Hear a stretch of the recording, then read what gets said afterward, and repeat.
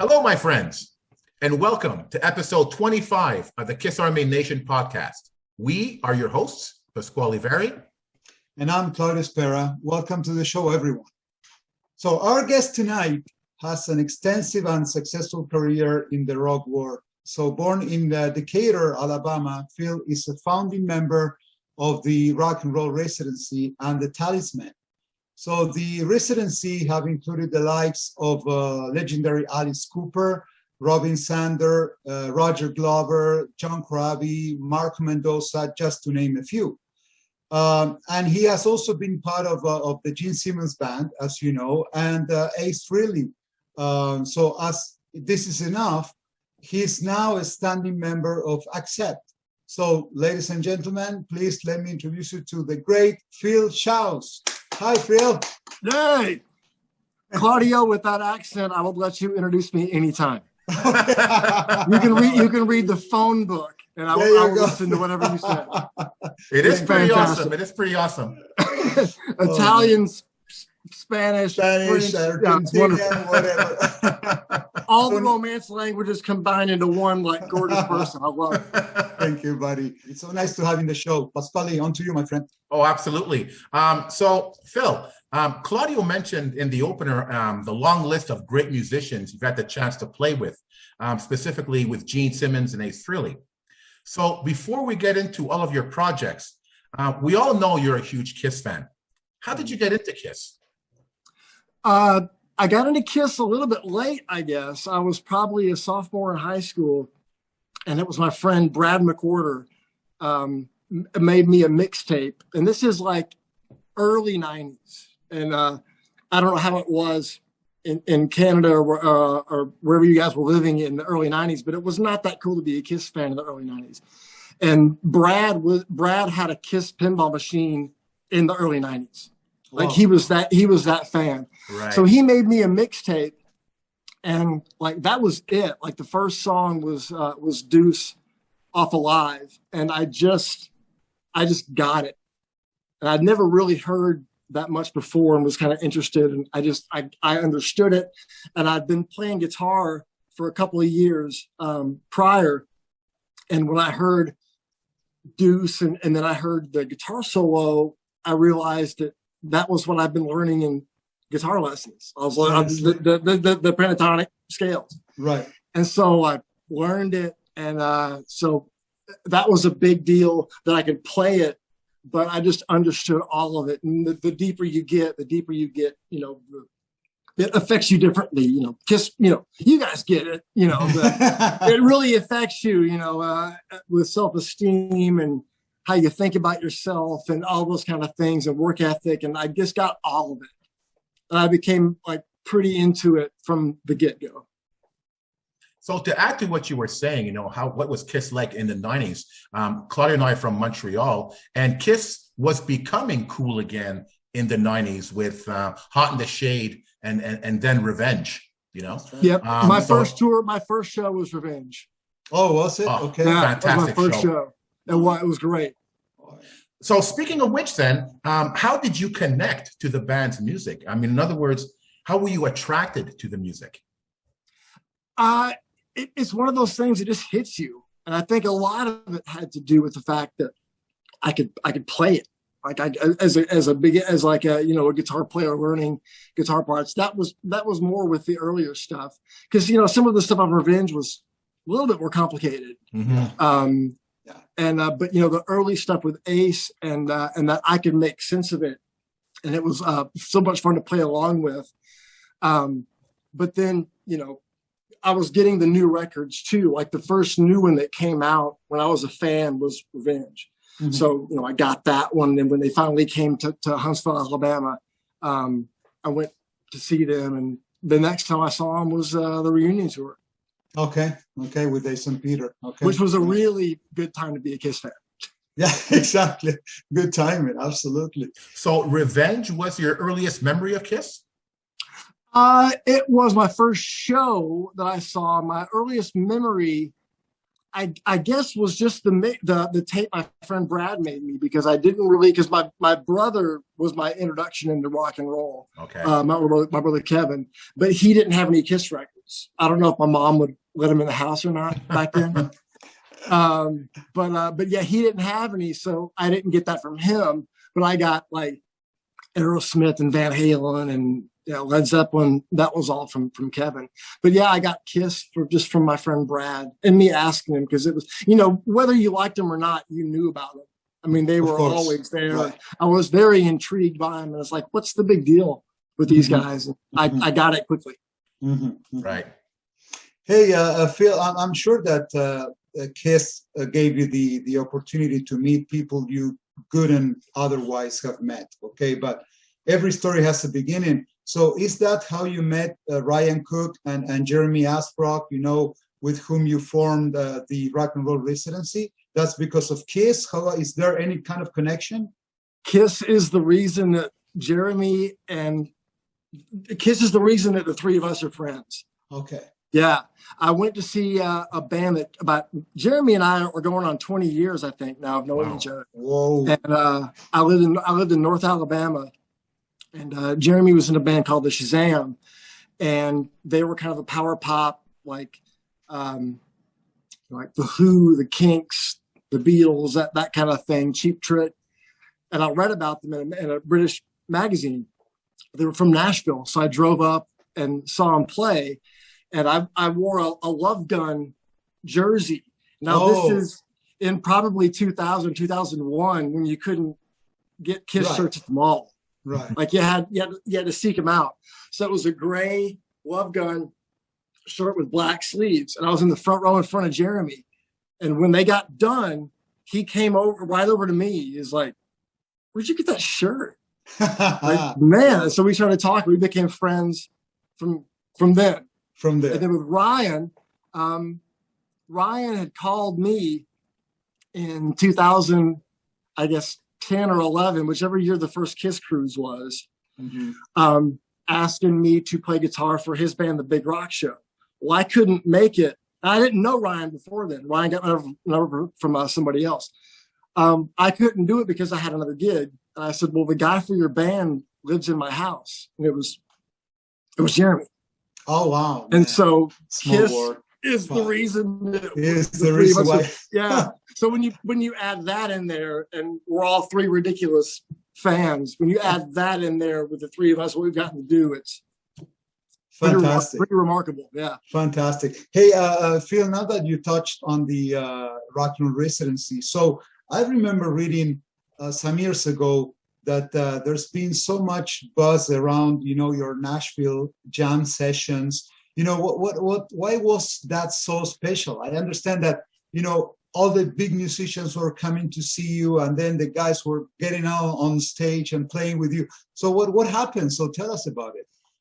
That was really wild how that happened. It began, the whole thing was very organic. We didn't plan for that at all. You can't plan for something like that. We really just did it for a month. We were going to do it for 4 weeks or 5. I think there was 5 weeks in the April that we were going to do it in 2014. And by that point, we had done a lot of cover shows and tribute shows. We'd done a lot of those things. And we had a lot of songs under our belt that we knew. Mm-hmm. Why don't we just do a residency for a month and get some of our friends to come play? Corabi, Damon Johnson, Chuck Garrick was in it with us at the beginning too. Oh, wow. And do we'll have a core band, but get friends to come sing and play. And it went great. And then we decided to let's play it through the summer. And then Chuck Garrick had to leave for the Alice and Motley tour. But that also led to Alice playing the residency. That was all Chuck Garrick that hooked that whole thing up. Okay. And that was the first piece of big press that we got. Okay. And then after that, we were kind of on the map. And then we just kept playing for 5 years. And the people that came to that thing and the things that we did was just what? It's just pretty remarkable. But I think it was cool. I think the whole thing happened because it wasn't really coming to a show. It wasn't like going to a concert. It was like going to, say it's like the way we played mainly 70s music. So it's like going to your your friend's house in the late 70s, and their older brother had a great record collection. And he lived in the basement, and there was, it was all this cool, because it wasn't really at a venue when we started. It was a patio of an Irish pub. Oh, really? So it was, it was like PA speakers on sticks and things like that. So it wasn't like a concert, right? Which was by design. We wanted it that way. So it was more like a hangout, and I think that was. And it wasn't, it wasn't like a show off type show. People came and were really cool, and right. And weren't really any egos, and it was just a lot of fun.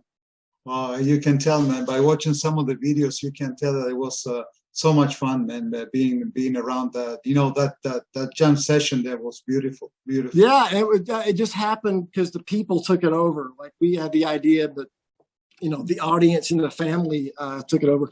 And I'd be really remiss if I didn't mention the passing of Dennis Dukes. We just this past week, we lost a really good friend of the residency, Dennis Dukes.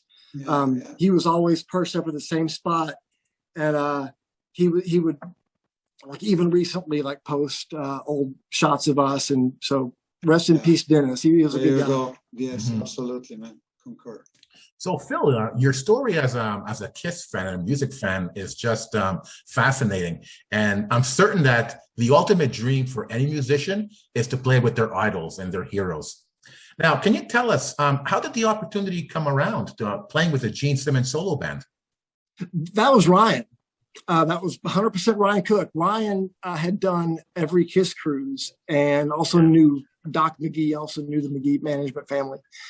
And I forgot which Kiss cruise it was. I wasn't on this one, but Gene and Ryan had lunch, and Gene asked Ryan to put together a band for him it was only a handful of shows. I think like 5 shows. Okay. And he knew Ryan through I think McGee's, but also through the Big Rock show. He knew that Ryan knew on the cruise that kind of musician, like rock and roll for hire guitar players. Right. So it was all that, like, it was all in Ryan's hands. Gene didn't know who we were and, anything. It was all Ryan's like, oh yeah, I got the guys. Thankfully I was in his mind at that time. So yeah.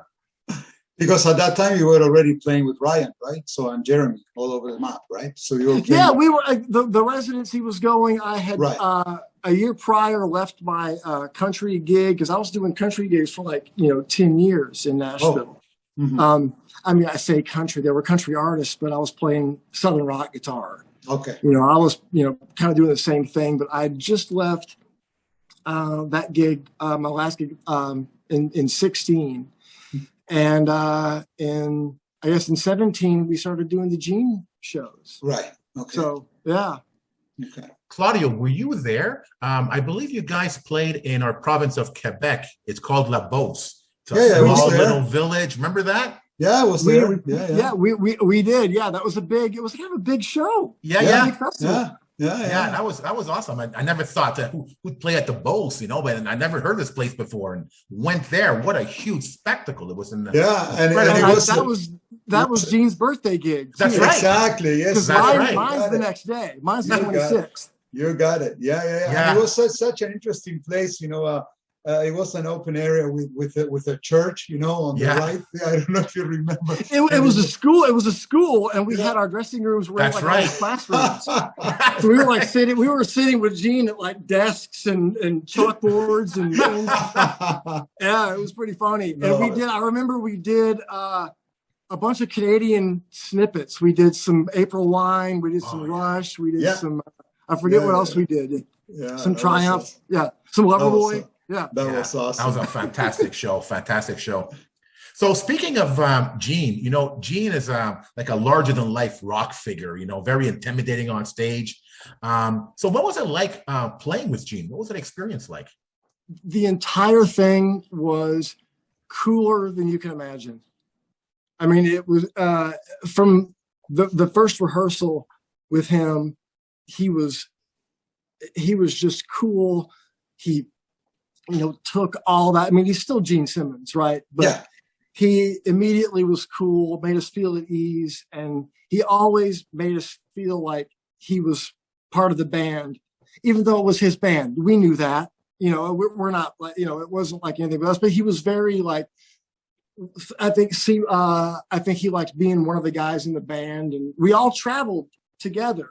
Like we flew together, we rode from the airport to the hotel together, we had dinner together, we had breakfast together. We were with him all the time. And we talked a lot. When you got Gene there, you talk, and Gene knows a lot about a lot of stuff. He's laughing and making jokes, I guess. And he's hilarious, and we just had fun. And like when you look back at any footage from those 2 years, like on stage, like any shots or video, we're all grinning from ear to ear. Yeah. And it's not fake. We were doing that off stage too. He was so great.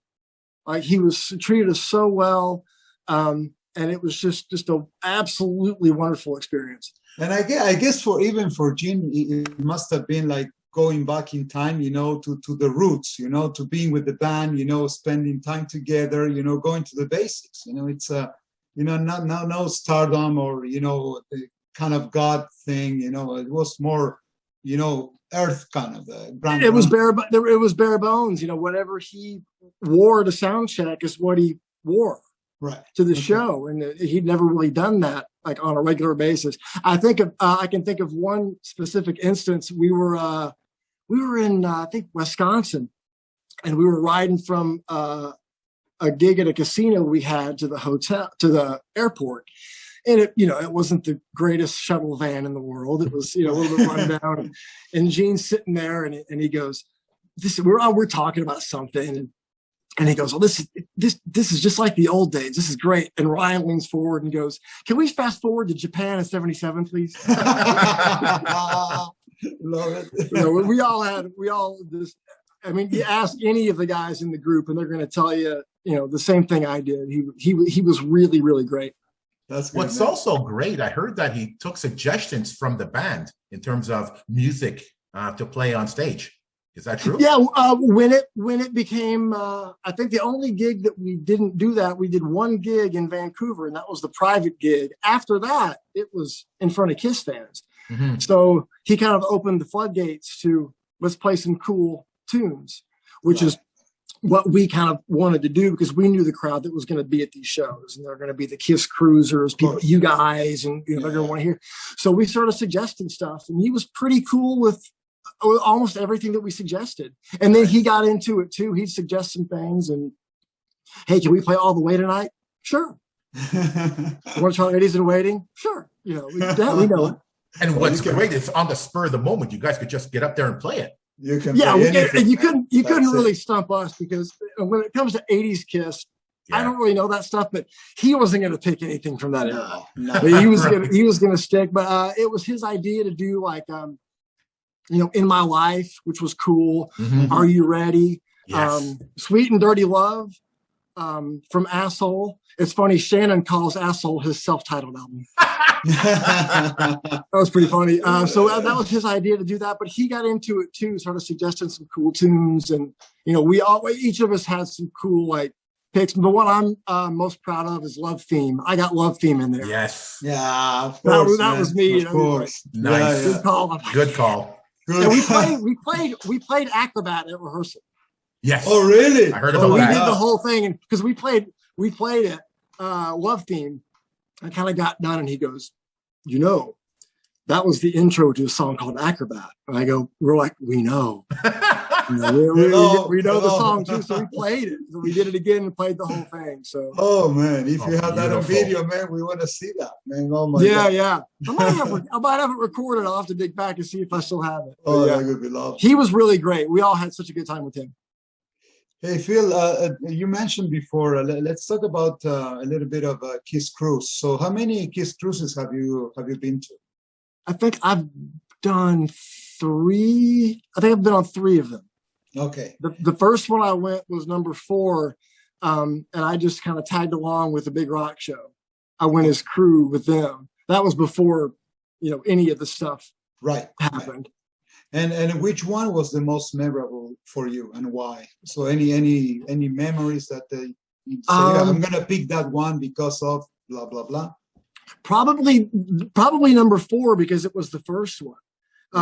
Have you guys been on them? Yeah. Yeah, I've been to 3 and 4, and Pasquale also. He's been to how many? Yeah, 1, 4, and 5. 1, 4. So there you go. Yeah. The first one is pretty overwhelming. Yeah, always. Because I mean, I thought I was a pretty freaking big Kiss fan until I got on the boat. and Right. and Sure. it's so overwhelming. What I love about it, the main thing, I love many things about it, but like the coolest thing about it was the wide, completely demographic of people that you have on there from all over the world, from every walk of life that you can imagine. Yeah. And you never know what language somebody's going to speak or what accent they're going to have or what sort, that's the greatest thing about it, I think. And the unifying factor is Kiss, and they're just diehard fans. And just the fact that it's just like Kiss coming at you from all angles. Yeah, it's an overdose, man. And it's an overdose, but the first one is so special because it's like, wow, you really kind of realize, I'm in a lucky place too, where I get to travel all over the world and see a lot of cool things. But, when you're in, on a cruise ship with like, 3,000 people that like the same thing you do. And the greatest thing is like, that's the great equalizer. People lose all kinds of,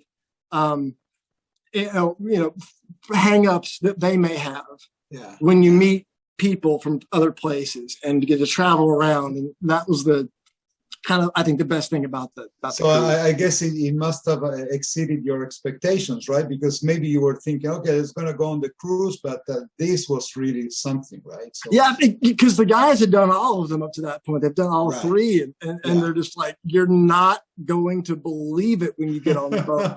And of course, I went crazy, and that was the one that Cheap Trick played. The sail away before the boat left, and my dear friend Larry Malero, who was Rick's tech, who has since passed on.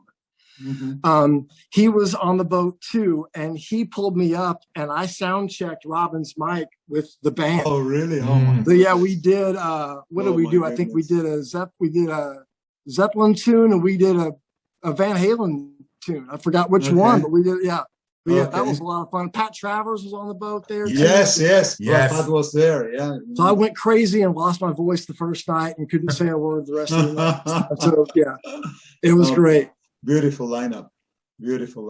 Yeah. So you've had the chance to play with another key member of the original Kiss lineup. What was it like getting to play with Ace Frehley, whom you basically emulated as a child? Yeah, Ace taught me how to play lead guitar. I mean, literally, that's how I learned lead guitar. The first time we played with Ace was in St. Paul, Minnesota, and it was a Gene show. It's a big charity show in a great stadium there. And Ace came along for 5 songs and was just playing with us. So that was the first time that we actually played with him. And there was no rehearsal. It was like when he walked on stage, that was the first time we'd seen it. Wow. And then you could tell, like, we're dying. We're like, we're high-fiving each other. Like, the 3 of us are high-fiving each other. And, it was so great. And then we found out the same phone call that I got from Ryan about him opening the Australian tour was the same phone call that said we were going to be his band for that tour as well. Wow. Wow. So Ace is opening? Oh, that's going to be a great tour. We're his band too? Oh, that's going to be a great tour. And that's all it was. It was, we were going to do that tour for logistic reasons only. And then we were going to go do the Japan dates after. Okay. With Ace. Okay. So it's crazy, right? Because you think, there's all these lawyers involved and all this planning involved. And it sounds like, the way you played the Gene solo band, bang, it just happened. Ace Frehley, bang, it just happened. There was lots of planning involved. I wasn't in that. That was Ryan was kind of the tour manager liaison with Gene and his people, and then with Ace and his people. So there was more going on than I behind the scenes, right? Because I'm just telling you what I know. It's like I got a call that said this, and we did that. But yeah, it seems like with Gene, it was very straightforward. Gene doesn't really have people. Gene is Gene's people. Right. Yeah. Gene handles a lot himself. But yeah, from there was a lot. Of course, there's always a lot of planning going on and things. But the Ace thing came about just for logistics, because we were already going to be there, and Ace knew that we knew the material, and we're that kind of we were that kind of band that could pick up and learn stuff, and we're kind of for hire type guys like that. Okay. Right. Okay. But yeah, I mean, looking back at it now, it's like, I mean, thinking about it, like those two guys. That's right. With the two guys that I get to play with, Ryan and Jeremy, it's like it makes so much sense. It doesn't make any sense at all. Right. Like, things don't. It's true. Things don't happen that way, but they do, and it's really, really, really, really, really wild, and it isn't lost on any of us. Of course. Oh, not to the musicians and not to the fans. You've also played with Ace Frehley at the New Jersey Kiss Expo, where you guys played his entire solo album, right? Yeah. That was incredible. Yeah, that was great, because I remember when in high school, that was probably the only solo record that I had in high school. I kind of was told that was the one to get, and I got it. I remember listening to every song. It's like, God, this is incredible. And then we did play a few of those, but then when the word came in that we're going to do the whole record, like that was cool. The shows were great, but the rehearsals were really, really great. We rehearsed for 2 days, right around where we played in New Jersey. And it was a really small room. We each just had a half stack. We had like one amp a piece and in a circle, really working hard on those, on everything. And, when we get a song done, then came the story. Of course. About, like some kind of him and Anton doing stuff, or whatever. Like that was like the rehearsals were really fun, really cool, because Ace hadn't cracked into some of those songs ever. Right. A few of those I don't think had ever been played before. So I mean, that was fun doing things like that, like being Gene's first band out and doing that with Ace, like that. Those are pretty special. Well, of course, and we were thinking in the Kiss fan community when we got to know that he was going to play the '78 album, we were thinking, no doubt that you guys can play anything, but everybody was wondering, how about Ace? Because of course he hasn't played many of those tunes, in a long, long time, or maybe never. Yeah, it was a long time. We all rehearsed really hard for those. It was 2 really good, productive, fun days. And it's always cool. With Gene, we only rehearsed a couple times, and we did a lot of, sound checks and things like that. But with Ace, it was really fun to get to do that with him. Because we did it for the cruise too. We rehearsed before we left for the cruise, because we had a lot of new songs on that too. So it's always really fun doing those things, digging in with somebody like that, and him like helping dial in amp tones and things like that. It's like the guy definitely the sounds on the '78 solo record are some of the greatest rock and roll stringed instrument sounds ever. Indeed. It's my favorite rock bass. Yeah. It's such a great, and Ace played most of that, and it's such a great bass sound, and all the guitars sound fantastic. It's just a well put together recorded record. And it's always fun when you get to pick somebody's brain that's done it from that long. Well, exactly, and I guess that it's also undeniable that at that time in '78 for Ace's solo, Eddie Kramer was behind the soundboard, because those crunchy sounds of guitars and bass are so unique. You know, it's kind of rock and roll over, you know, a love gun, that kind of sound. You know, yeah, very, very clean, very dry. Not a lot of distortion, but just really good. And you can tell very loud, quality tone in your face. Yeah, absolutely. Really, just really well put together. Absolutely. Is there any plans? Sorry, Claudio. Is there any plans to redo the show again and record it for a DVD? Because that's what I heard Ace was planning on doing back at the expo. I sure hope so. There was talk about that right when it was going on and after, and it kind of went away. But I would love to, because I mean, you know, you could. I mean, feasibly, you can tour with that because the record's only 35 minutes long. Yeah. And we already do Rip It Out. We already do New York Groove. We already do, you know, sometimes Snowblind. So you're already doing 3. So you come out and do some songs, do the whole record in its entirety, and then do some more songs at the end. So yeah. It can be done, you know, feasibly. You know, I'm trying to push that. Like, you know what, we could do this. You know, it could be awesome, man. Yeah. Hey Phil, all of your experiences, you know, led you to maintain the Kiss flame alive somehow, and so even to this day. So speaking of that, how did the Talisman project came about, and what are the plans for the near future with Ryan and Jeremy? The Talisman, the name came about because we started. The 3 of us started getting asked to do Kiss expos and some other events, you know, related, and we can't go by, you know, Ace Frehley Band minus Ace or Gene minus Gene, you know, we can't do that. So, right. So I thought of, I was like, all right, we need to get a pretty deep Kiss reference. And then it was like, okay, I came up with the Talisman. Okay.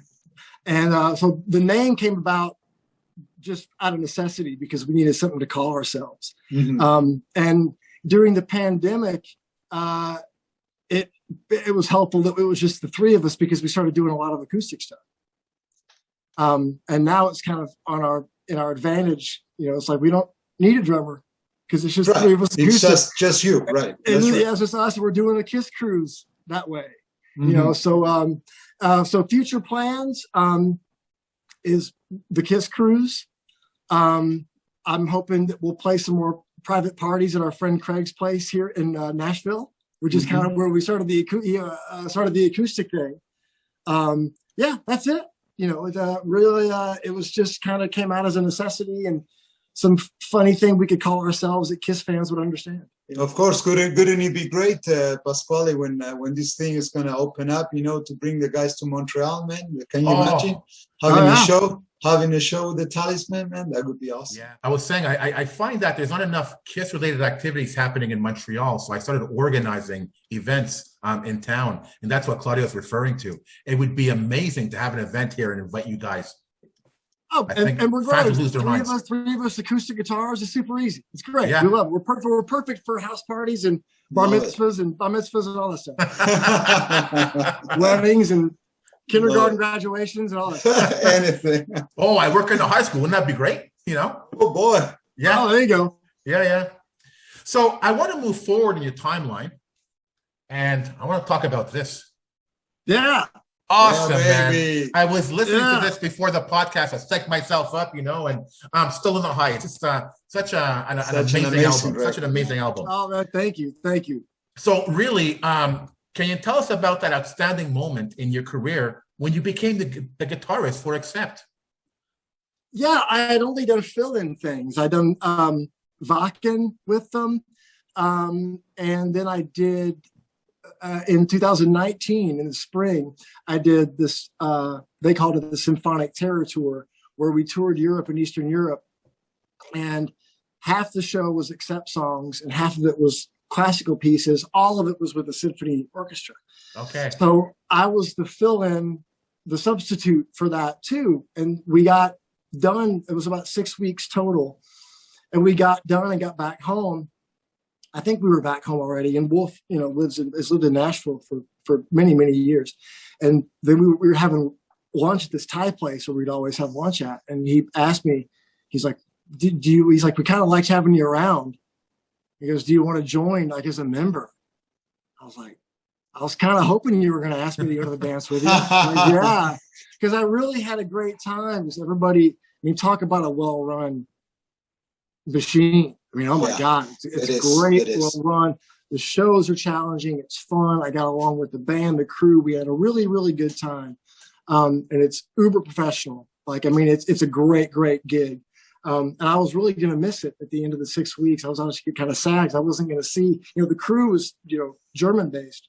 Mm-hmm. When you spend that much time with people, they become, close. And yeah. And so, yeah, I was really happy to say yes. And it's still a trip.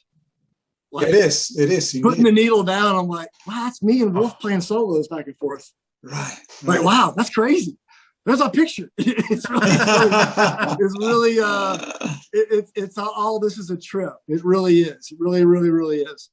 Did you connect, right away with Accept's music? So was Accept one of your, big bands that you like them, the most? Yeah. Before the Residency started, the first show that I ever put on kind of like that was called Metal at the Mercy. It was because it was at a club called the Mercy Lounge, but it was all late 70s, early 80s metal, like my favorite era, Scorpions, Sabbath, UFO stuff that I like. And Accept, we played Accept at that very first show. Right. And then with the Residency started, Peter Baltus, the ex-bass player, started coming around. We got to know him. He started sitting in with us. He'd play, and we wouldn't do Accept tunes right away. We would do we did Deep Purple and like things that he liked. Like we'd do that with him. And that was and then Christopher Williams, the drummer, got the gig kind of through the Residency. Okay. That's how they met Christopher, and that's how they kind of, met me, was through Christopher and through the Residency, and then I started other things. So yeah, it was all kind of connected, connected. Yeah. Right. Can you tell us a little bit about your experience making the album and some of the songs on the album? Personally, I love The Undertaker and How Do We Sleep. I have that song in my head right now. Oh yeah, How Do We Sleep? It's awesome, man. It's like symphonic metal. It's what an album. Which they've all, like, digging back in the catalog, it's like they're kind of continuing on with that thing because, Metal Heart. They've always kind of leaned on, the classical stuff because Wolf's a big classical fan. And that kind of music leans, very easily with that kind of treatment, which led to the symphonic, them playing with a symphony. But making it was really, really cool. We were lucky enough, because we did it during 2020. We were lucky enough to be able to be in a room together with Andy Sneap, the producer, virtually in the room with us, pretty much on what we're doing right here. Yeah. But we had the audio somehow piped into his place in England. So that's unbelievable, man. He could hit record. And he could hear what we were recording, and he could produce in real time. So seriously, it wasn't like everybody recording on their own and sending it in. It was still like a band recording, and it wasn't ideal, but it's what we had to do, and it kind of set the tone. It was like, okay, this is how it has to be done. We're going to do it, and. It was, it was, and I was happy that it wasn't all separated because, getting to work with Wolf and Andy. Yeah, of course. Like those two guys have done a few good heavy metal albums in their days, So I was like, all I did was try to execute to the best of my ability what they were saying. Right. It's like, I'm going to do whatever you guys tell me if I can. You guys know better than I do. So that was just cool being able to work with them. Wow. Awesome. And what's next, Phil, with Accept? So what is coming up? We got some shows. The ones confirmed are coming up next in January and February. We're going to be in Europe all of January and all of February up until March. Okay. That's next. And then after that, for Accept is, we got a great summer planned. Good. So yeah. Starting January, we're going to be firing on all cylinders. So Awesome. Yeah. So I guess you're going to be playing most of the stuff from the new album and all the classics, right? Yeah, that's a tough thing. It's a tough thing. It's tough. That's why I asked you. When you get to that point, 40 plus years, and you've got that many great albums, that many great songs, and like what do you do? Because when you pull something in, something has to go. Of course. It's like you're not going to lose Restless. You're not going to lose Shark. You're not going to lose Teutonic Terror. Right. You're not going to lose Shadow Soldiers. You're dealing with now. You're dealing with two eras, and a lot of the Mark Tornillo era stuff from 2010 and beyond is our classic songs too. It's true. It's like, so you're dealing with these two great eras of the band. Yeah. And you've got to make room for some new stuff. And wow. I don't envy his job at all. That's a nice problem to have, man. It's a nice it really is. Like when you got that much stuff and you're just like, wow, how are we going to cram this in 90 minutes? Absolutely. Yeah. Absolutely. Hey, Phil, I'm, I listen to you, man, and I'm mesmerized by how many different projects you run at the same time. So I know that you also are the owner of Mutt Merch. Juggling, yeah. That's right. A company selling T-shirts, for dogs and humans. So what makes those shirts so special? Tell us about it.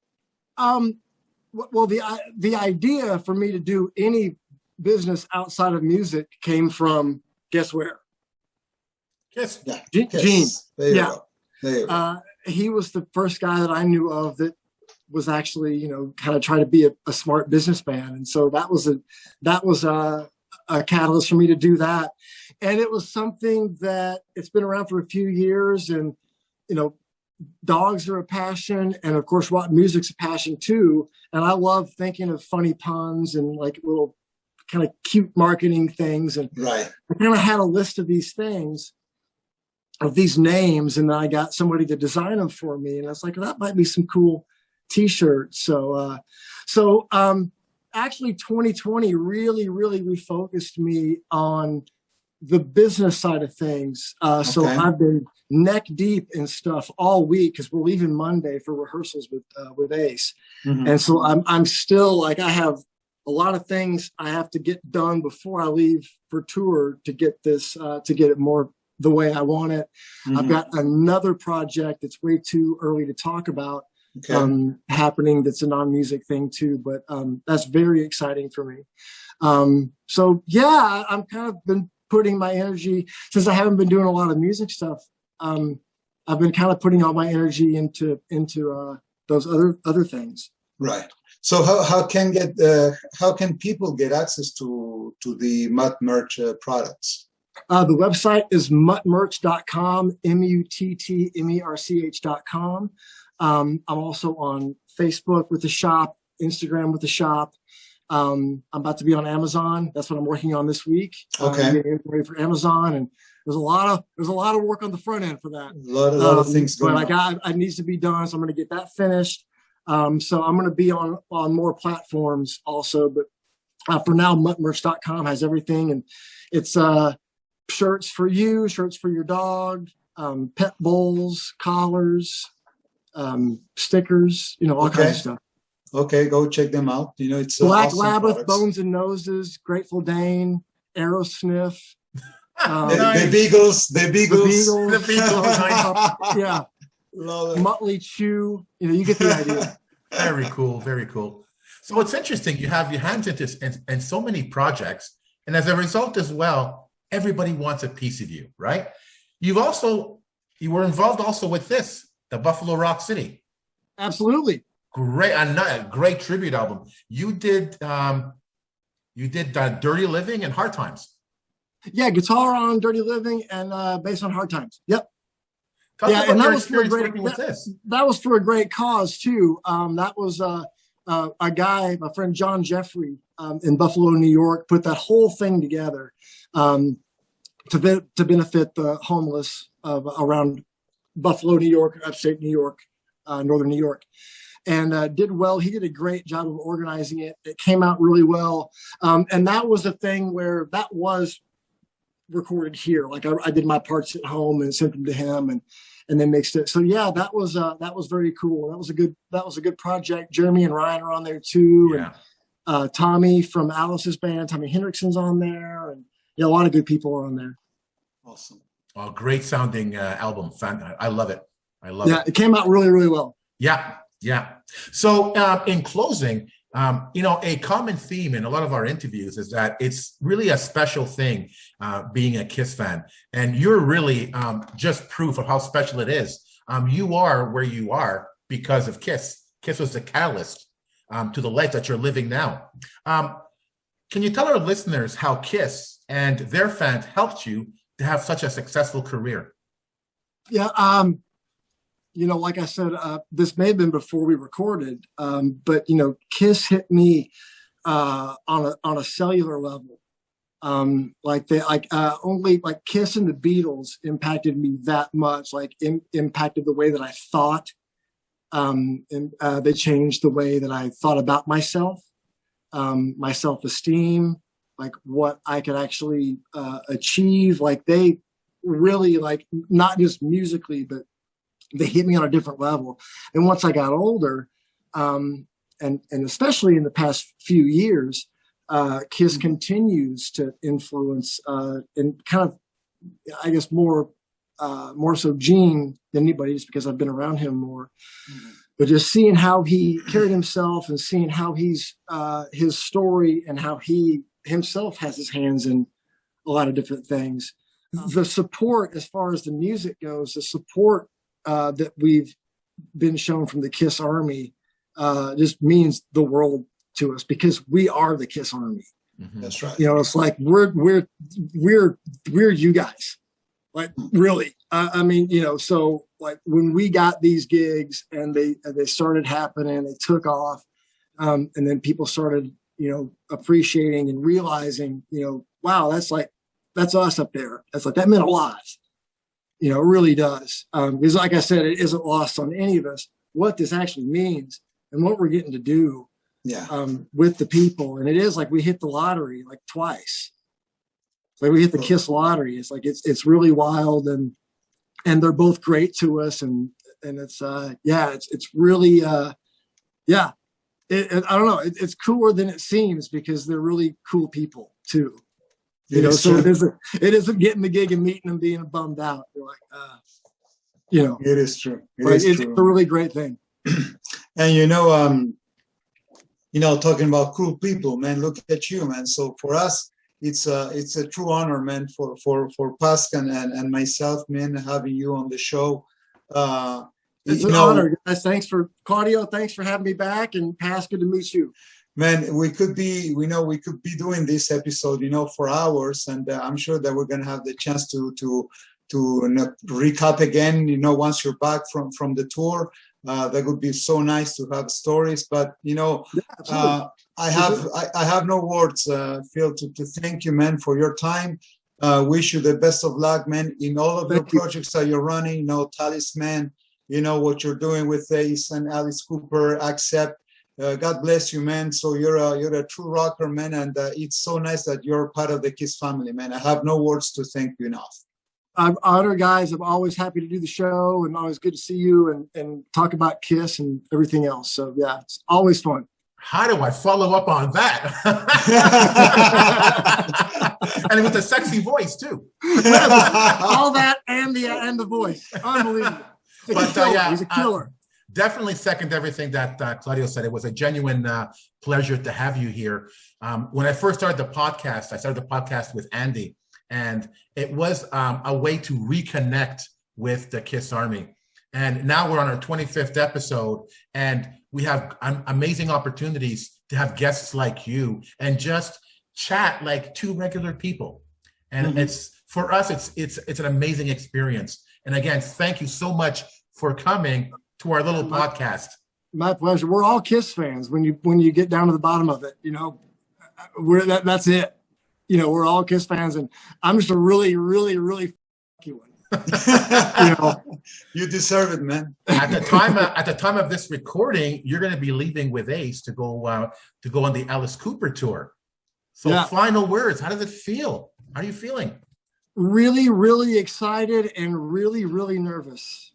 I'm really excited to finally get back to work and to have it, you know, a full 5-week tour with Alice Cooper, you know, a tour that I would buy a ticket for. Of course. You know, it's so great. Really nervous considering the times. I do feel really confident in the plan that's been laid out for the tour. It's going to be as quarantined and as bubbled and as tight as possible. And I'm going to abide by all those rules and a few of my own. Like, I'm going to tighten it down more. And, you know, you don't want to be the one that gets it. No. You know, there are tours being postponed, but there are a lot of tours that have gone on for months now without a hitch. So we're all keeping our fingers crossed, and we're all wanting to come out. We're all dying to come out and do shows again and work again. It's been so long. So yeah, I'm excited and a little nervous too, but it's going to be okay. Oh, It's good gonna luck, be and okay. you're going to have a blast. You're going to have a blast. It's Yeah. gonna I'll win be- for you. It's gonna be okay, man. Be safe, be cautious, man, and everything's gonna be okay. Yeah. I think so too. So, Thanks, so on brother. behalf of Claudio and myself, Phil, thank you so much again for being on the show. My pleasure, gentlemen. Thank you very much. So to the KISS Army, thank you very much for listening. We hope you enjoyed this episode. And remember, never stop rocking. Take care, everyone. Ciao, people. Bye-bye. The KISS Army Nation podcast has partnered up with Click T-Shop to offer our listeners a high-quality t-shirt with graphic design by Zander Graphics. Check out Click T-Shop at clickteeshop.com.